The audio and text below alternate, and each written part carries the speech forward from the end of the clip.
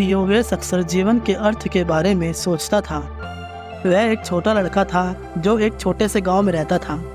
यह गांव पर्वत श्रृंखला के पीछे छिपा हुआ था।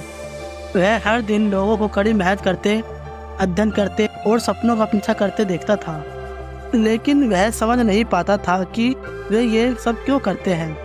वह जीवन का एक गहरा अर्थ खोजना चाहता था।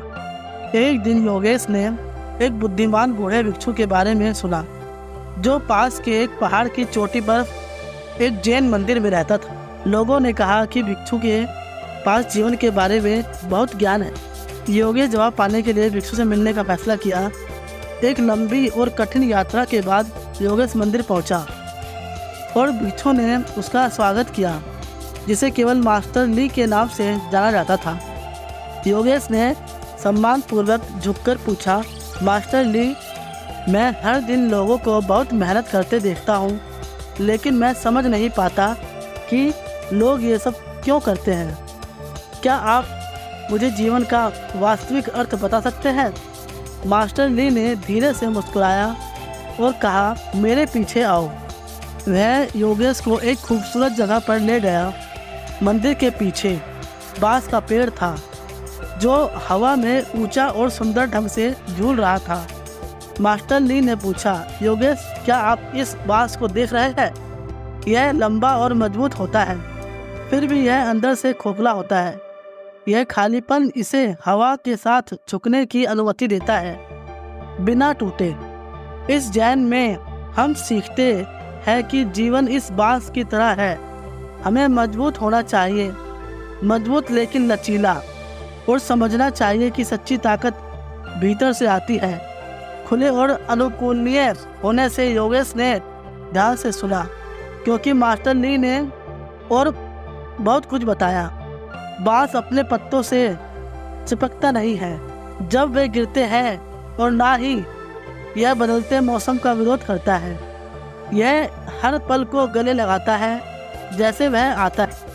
यह जैन का एक सबक है कि अतीत को बार बार याद ना करके या भविष्य की चिंता किए बिना वर्तमान समय में पूरी तरह से जीना चाहिए। ऐसा करने से हम अपने जीवन में शांति और मुकाम पाते हैं। हमें किसी से भेदभाव नहीं करना चाहिए। इन बातों को हमें समझना चाहिए और मन में करुणा और दया विकसित करना चाहिए। यह महसूस करते हुए कि हमारे कार्य हमारे आसपास के सभी लोगों को प्रभावित करते हैं। योगेश ने भिक्षु के शब्दों के बारे में सोचा और पूछा, लेकिन मास्टर ली, मैं इन शिक्षाओं को जीवन के अर्थ को समझने के लिए कैसे लागू करूं? मास्टर ली मुस्कुराए और कहा कि मेरे बच्चे, मुझे आपके साथ जीवन के अर्थ के बारे में और महत्वपूर्ण बातें बताना होगा। यह वास्तव में काफ़ी सरल है। जीवन का अर्थ सिर्फ जीवित रहना है।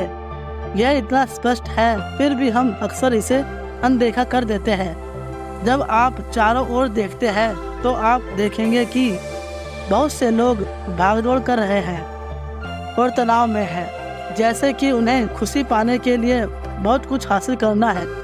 लेकिन सच्ची खुशी जीवित रहने और प्रत्येक क्षण में मौजूद रहने के सरल कार्य की सराहना करने से आती है।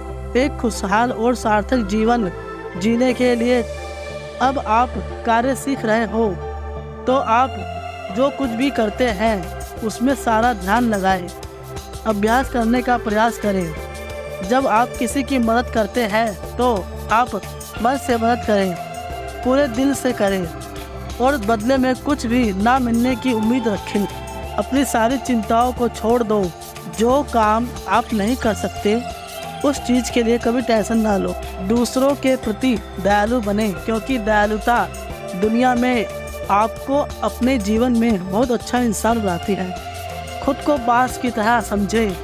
बांस लंबा और मजबूत होता है, लेकिन यह बिना टूटे हवा के साथ झुक सकता है और बैठ सकता है। मजबूत और आत्मविश्वासी बने, लेकिन साथ ही बदलाव के लिए लचीला और खुला भी रहे। जो भी आपके रास्ते में आए उसे स्वीकार करें और इन चीज़ों को करने से जीवन के प्रभाव के साथ चले।